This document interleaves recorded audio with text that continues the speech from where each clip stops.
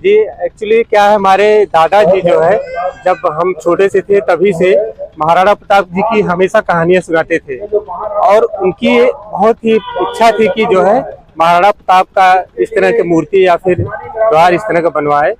तो हम उन्हीं के प्रति श्रद्धांजलि व्यक्त करते हुए अपने दादाजी के सम्मान में और जो है महाराणा प्रताप जी का द्वार अपने गांव के मुख्य प्रवेश द्वार बनवाए और उन्हीं की कृपा से ये सब हो पाया है, उनके आशीर्वाद से, हमारे माता पिता जी के आशीर्वाद से।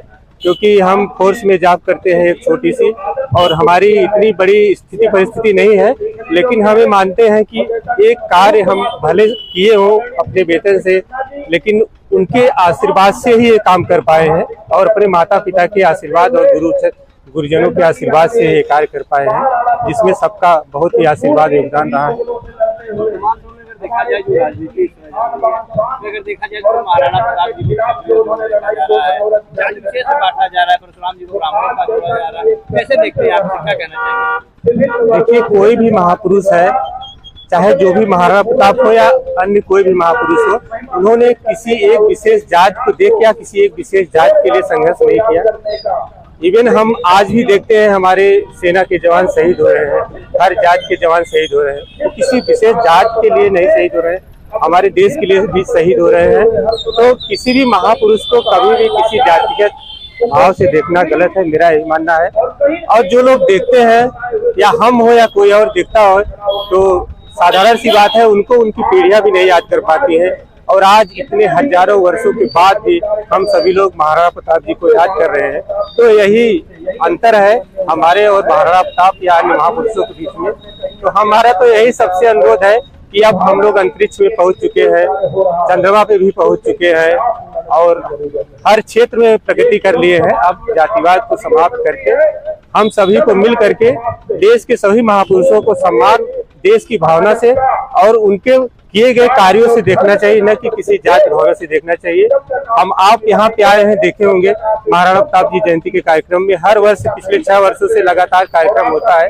आपको किसी एक जात के नहीं बल्कि हर जात के जो भी मुख्य अतिथि या विशिष्ट अतिथि आए होंगे या जो भी जनता आती है, जो हमारे क्षेत्र के गाँव के लोग आते हैं, हर जात के लोग आते हैं, बढ़ चढ़ के हिस्सा लेते हैं। क्योंकि हमने कभी ऐसा सोचा ही नहीं, ना तो हम कभी किसी से कहें भी कि हम महाराणा प्रताप जी का प्रवेश द्वार या मूर्ति इस भाव से या इस तरह से बनवाएं। एक आखिरी सवाल लेना चाहेंगे, आज की जो युवा पीढ़ी है महाराणा प्रताप के जीवन से क्या सीख लेनी चाहिए?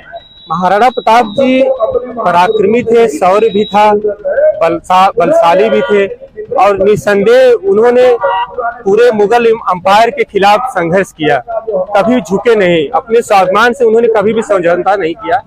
तो आज जो हम देखते हैं, हम सभी लोग इतने समृद्ध हो चुके हैं, दिन प्रतिदिन प्रगति कर भी रहे हैं, लेकिन फिर भी कहीं न कहीं हमारे अंदर स्वाभिमान की भावना कम होने की वजह से हम छोटी छोटी बातों में, परिवार में, समाज में संघर्ष करते हैं।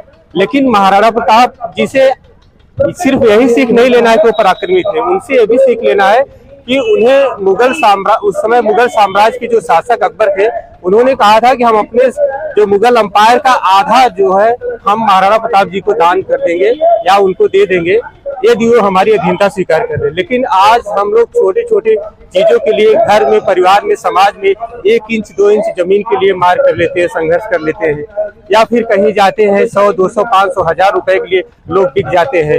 कोई 1000 रुपया दे दिया तो उसकी फाइल ऊपर घुस दे दिया, कोई नहीं दिया तो उसके नीचे हो गई।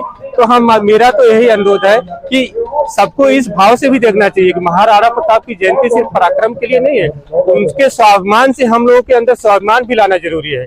और वो स्वाभिमान हमें हमारे समाज में, परिवार में, घर में, सब जगह जो है सहायता करता है। इतना बड़ा द्वार कहीं नहीं है, आपने क्या पहले सोचा था कि नहीं, ऐसा हमने कभी नहीं सोचा था। हम फिर से कह रहे हैं कि हमारी स्थिति ही ऐसी नहीं थी कि हम इतना बड़ा काम कर पाते। ये सिर्फ इसलिए संभव हो पाया कि हमारे दादाजी और हमारे माता पिता का आशीर्वाद हमारे ऊपर था, जो उनकी कृपा से ये सब संभव हो पाया है। हम फिर से अपने दादाजी को प्रणाम करते हैं, जिनके श्रद्धा सुमन, श्रद्धांजलि में जो है हम ये महाराणा प्रताप जी का द्वार बनवा पाए हैं।